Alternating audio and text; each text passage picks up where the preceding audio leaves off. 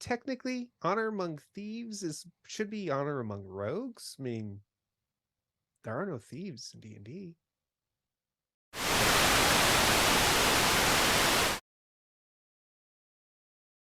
All right, Rants and Raves. Last week we decided we had all watched Dungeons and Dragons, but Jimmy wasn't here and to weigh in, and apparently he hasn't watched Dungeons and Dragons. So we are going to spend the next few minutes telling Jimmy whether or not he should watch the movie Dungeons and Dragons. That is what we are doing. Okay. Who wants to start off? I can. So I'll start. Mike will. Let Mike go. I've talked a little bit about D&D already today. Then you're cut off. You already hit your quota. I'm cut off. The quota's met. I am a big D&D fan. I've been playing D&D since I was a little kid, like 8 or 9 years old. And really enjoy like real tabletop D&D with friends. So I've seen previous D&D movies or D&D shows, and they have all been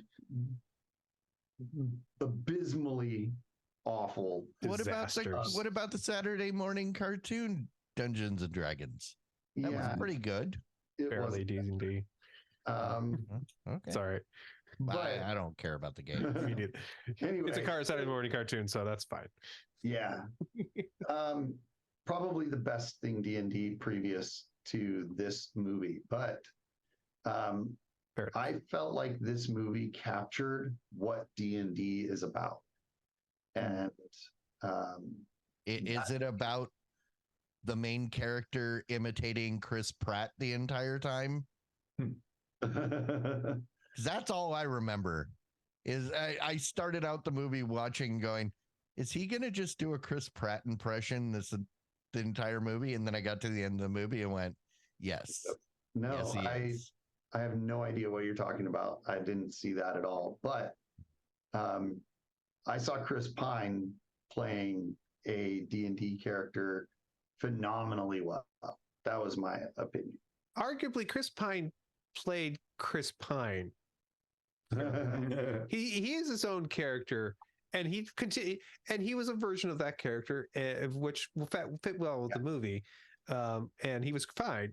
But really, I've never seen Chris Pine reach very far as an actor, if you ask me. Not saying that's bad.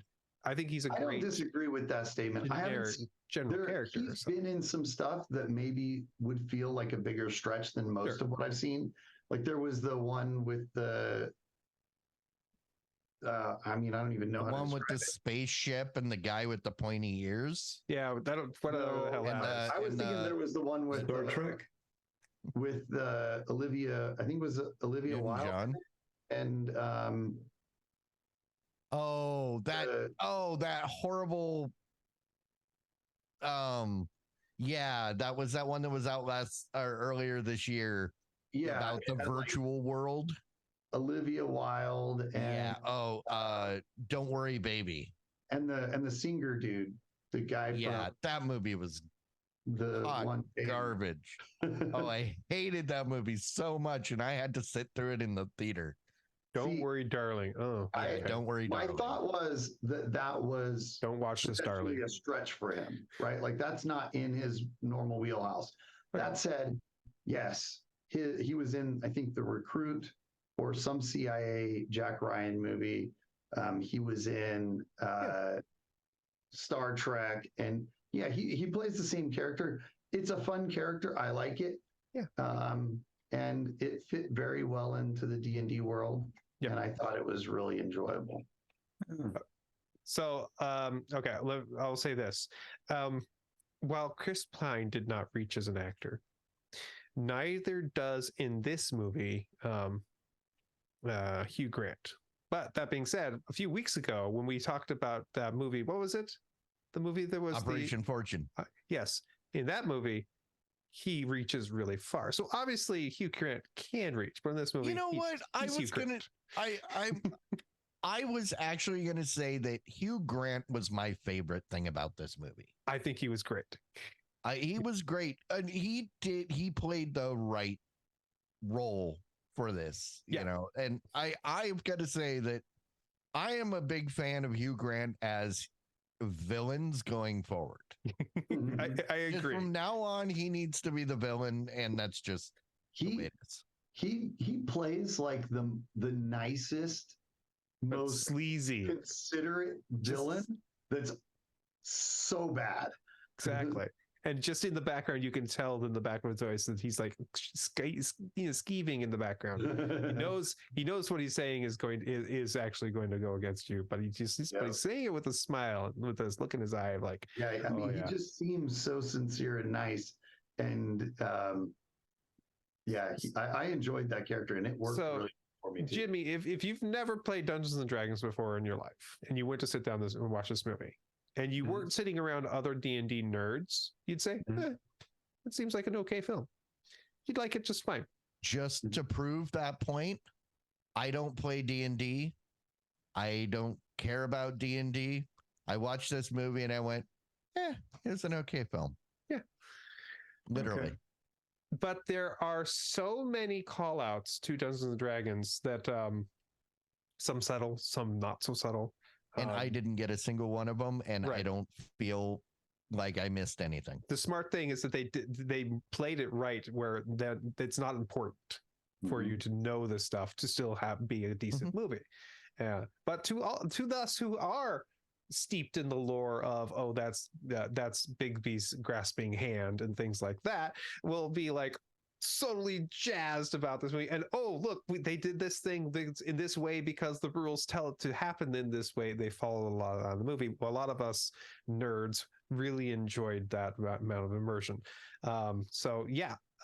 If you are surrounded by people who really love the movie, they will. It will either be entertaining to watch their enjoyment, or it'll be annoying. It all depends on who you're sitting with. So, if I were you, I would say watch the movie without anybody who's a big fan around with you, because I think in your case you would enjoy it better in that way. Can I just say how did the Michelle Rodriguez character do in this? She was fine, because I like her in a lot of movies. Yeah, she was fine. She kicks ass. I mean, I kind of feel like they took her straight out of the Fast movies and then made her a warrior, and yeah. She's again, not a big stretch, but really fun to watch, and did a good job in the movie. Yeah. Can I just say, poor Jonathan. Which one's Jonathan? The bird guy. Oh, and she yells, Jonathan, no! I remember that now. Dude, that poor guy. I mean, that's all I gotta say. I felt bad for him. I agree with Matt. Like, there were just so many things that a D&D fan can appreciate that it really added a lot of flavor to the show for me. Right. And like my wife and kids, my wife has played D&D a few times when I've tricked her into playing, convinced her. But she's not a fan. She doesn't dislike it, but she's not a fan by any means. And she knows very little about the lore. So she enjoyed it the same as what you were saying. It's like, you can absolutely enjoy it without getting those things. I got a lot of them, and I was proud to say that my daughter, my older daughter at least, caught up on a couple of them as well. She's played D&D a few times with me and some family and friends. All right. And stuff. But there's things in the movie that are just, like, why would the world would they do this kind of thing? And I will give one example that is in the movie. I think it's funny. It doesn't spoil anything in the film. Okay. So this is a Dungeons and Dragons map. This is too big, so we'll just use the smaller one that I have here to explain. that Is there an even smaller one inside there's there? not even a smaller one inside. It would be a great. It would be a great trick if I could do that, but no. So you have this map. It's a bunch of squares or it's a bunch of hexagons on it. And obviously on the map, you put something here on this part of the map here, and your character wants to go there. And maybe there's some rocks or trees around. And of course, your character would go straight there, right? There would no going around rocks or anything. They would just go straight there. Well, they do that in this film. There's a character who's like, and he's just going to walk right over those. Yep, there he goes, right over those rocks. Wow. Yes. That's the kind of pointing out of like little things like this doesn't make sense in the real life, but they make a joke out of it, and it's wonderful. The Paladin was like the best part of the show, in my opinion. I died laughing. Everything about the Paladin was hilarious. Wait, which one is the Paladin? That was his name was Zinc. I don't. He was the character who showed up and helped them out for a little while, and then later left them to finish their mission on their own. And when he left, he walked in a straight line, and they said he's just going to walk right over that. Yep, there he goes, walking right over the rock. Oh, that guy. He was like the OP guy that they didn't believe could have been good. Right. Because, okay. Yeah, he was too. No, I liked him. I liked him just because he was just kind of that mystical. Yeah, he was he was Zen. He was the temporary character who came in to help you because you needed some help. Apparently, Deus Ex Machina. The GMs helped you, brought him in to help you get past the point. I mean, that's why it was so great. Like, not only was he like a lot of funny things about D&D, but that like his existence at all was clearly one of those things that it just like, if I don't put this in here, they're never going to get where they're going. And you can just feel like a DM's frustration about like having to like shoehorn this in. This film was nominated for 3 awards. Did you know that? There was the movie is in generally a good heist film. Essentially, it doesn't dumb itself down so much. Whereas where if you feel like it's being spoon fed to you, at the same time, it's also not so complicated that it's going to be, you feel like you can't follow the story. So it hits that good balance. And I like some of the creative solutions they had for the problems in the film. So it was a lot of fun. Like I said, I know casually some stuff about D&D just because I know people that are into D&D, like you two.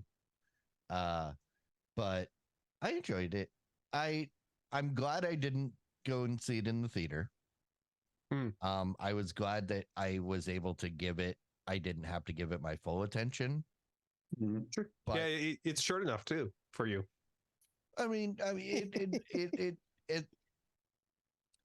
see, in that one, I didn't feel like I had to sit and pay attention. And if there was a point where I went, wait, and I could back it up if I needed to, I only had to do that like once or twice because all of a sudden something, I was like, wait, did they not explain something? Then I go back and I go, no, they just didn't explain it. Okay, never mind. That in a way, that's a good thing. When they over-explain things, it's a problem. So choosing not to is good. I also have to say I really laughed a lot. It reminded me a lot of a lot of sessions with my friends. The graveyard scene, where they're in the graveyard scene. That is a very funny piece of. There's some great humor there. Did you see the post credit? I did. Okay. If you watch it, stay for the post credit.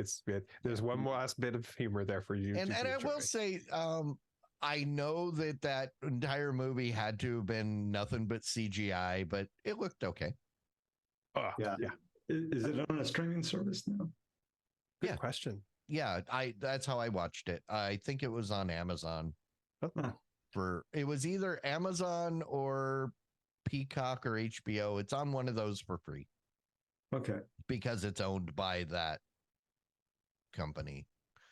It is streaming on Amazon Prime Video for free. There it is. Oh, okay, good. It's an MGM movie. So, yeah, I guess I'd recommend it to most anybody if you like funny movies. I think it would have been better with Chris Pratt. Because he's just playing Chris Pratt. That's what I'm saying. It's like if he's just gonna play Chris Pratt the entire time, why don't you just get Chris Pratt? Although I think years ago Chris Pratt would have been the cheaper buy, but right now Chris Pratt's well above Chris Pine. That's true. Well, you said Chris Pratt. So Matt said that he didn't stretch. He just played who he always plays. And you're saying that he played Chris Pratt. So no, Chris Pine is always playing Chris Pratt? Maybe. But I've never target. Every time he's like, I think Chris because Pratt, everything else I've seen him in, he's been super serious. Chris Pratt. So I've never seen him try to be goofy like he was in this movie. That's true. He was a lot more goofy than he was. Yeah, he was trying to do that character that Chris Pratt does naturally. Right. Okay. That's what I'm saying. He was trying to be Chris Pratt. Yeah. So yeah. Clyde would recommend it. I would strongly recommend it. If you're a D&D fan, it's a must-see. If you enjoy fantasy of any kind, it's a must-see. And if you just want to watch a good movie, I would say it's a solid choice. Yep. Knowing Jimmy, I think I can honestly say you'll enjoy it. I'm going to watch this. Cool. Especially since it doesn't cost you anything. Absolutely. Yeah. We'll watch it. When you get back. One thing, Jimmy, please make sure it's the 2023 version, not the 2000 version. If you watch that one, I'm sorry. The best thing that was in that movie, that very first movie, was a CGI dragon. The CGI gold dragon fly kicking a CGI red dragon in the face was the only good thing. It was this flying kick dragon on dragon at 2000s era. I was going to say, remember, this is the only good thing movie in the CGI. Yeah, it probably hasn't aged well, but that was like the one thing I watched and went, oh, that's cool. And everything else was like, oh, this is so bad. I spent most of 2000 at sea, and I'm kind of glad that I didn't know that this existed. Yes, I'm glad you didn't know it existed either. It wasn't worth your time then or now. All right. It's so bad.